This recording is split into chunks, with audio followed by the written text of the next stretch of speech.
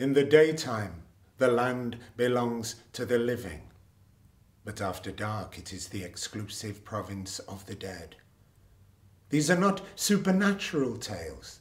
These are natural tales, tales of what happened next.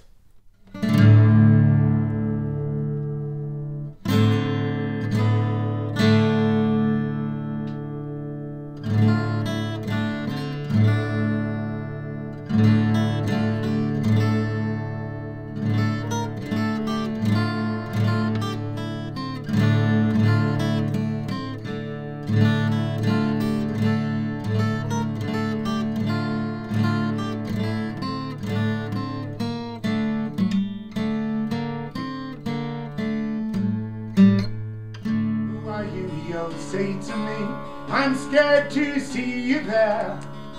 You are so tall and haggard, and your bones are white and bare. It's me, your friend, the anchor, come to turn your flesh to bone, come to make your blood run cold as iron or any stone. You'll tell me that you hear that sound. When you hear that wick, wick, wick, wick, that crashing, breaking, scraping sound, that's the noise of death approaching. That's the sound of death on his way. He's tall as a tree and he's thin as a rake. He wears a big black floppy hat so you can't see his face. His breeches are too small. His clogs are far too big. Oh, and he carries a scythe, of course. Some people say he's a skeleton. Some people say he's an old man. The trick is not to get close enough to find out. So he sat up and waited, and the door opened. And another man dressed in black, this time even taller with a great floppy hat, walked into the room, and his head was turning around, and he was taking the whole room in with a single glance, and every time he turned around there were two faint lights in his eyes. He's seen me, thought Pierre, and he closed his eyes, and he waited for the end that he thought was his. And then he heard another noise, like big clogs coming up the stairs, but it was clumsy. Clogs that felt like they were tripping over each other, like when a child puts the mum's or dad's shoes on and paces around the room. And the door was open and he stumbled into the room. And Pierre thought, I don't care who's going to kill me, I want to see this. And he turned his eyes, and he turned, and there was a man with his back to him, staggering around, trying to find a direction. The taller man had his hand on his shoulder, trying to keep him steady.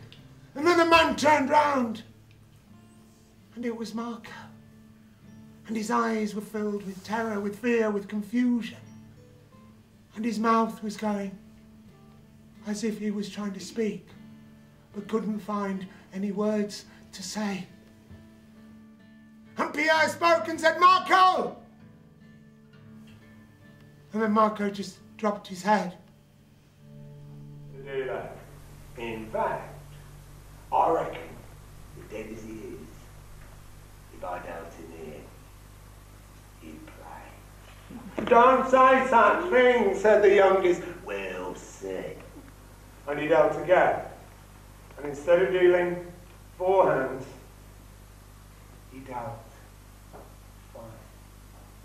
There you go, look. Said, get in. And then an unspeakably terrible thing happened.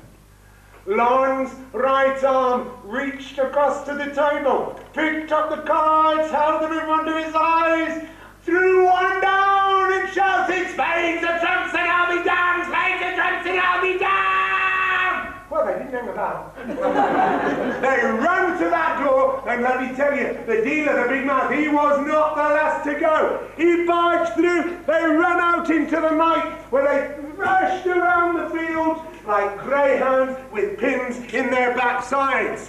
When they reached home with the dawn, their faces the colour of death. The dealer died within a week. None of the others lasted a year.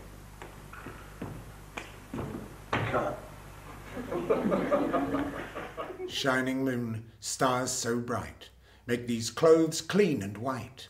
Shining moon, stars so bright, working in the dead of night, working for the dead at night. Tous les jours, il faut travailler. Toutes les nuits, il faut dormir. Tous les jours, il faut travailler.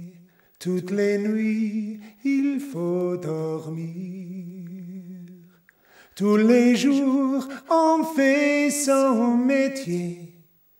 Toutes les nuits, on dit ses prières. Tous les jours, il faut travailler. Toutes les nuits, il faut dormir.